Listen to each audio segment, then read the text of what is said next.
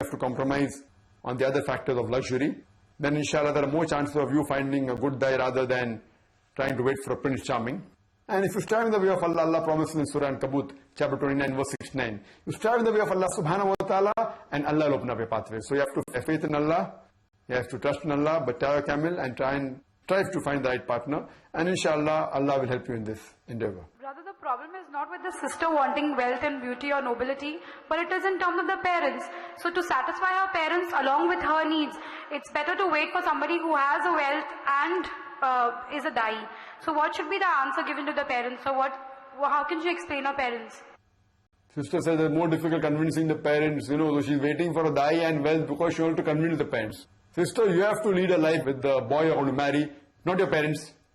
So if you can satisfy your parents, the parents will say, oh, yeah, this lady is talking about dai, but I know that she has so many problems, she wants so much luxury, she requires at least so much of rupees on her dresses, she requires 10,000 on her dresses per year and so much. So the parents know you well, then you have to convince your parents, see, that was the old daughter of yours. Now I've changed, I can very well do even by having simple clothing. So you should be able to convince your parents that I've changed, I want a dai, I would not mind sacrificing on my luxury. And if you convince your parents, they'll be convinced. But if you have a dual life, you are saying you wouldn't mind marrying a poor, but you cannot live without luxury. So it is rather just a namesake statement.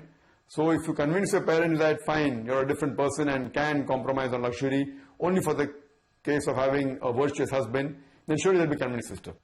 So this is your role, how you convince your parents, sister.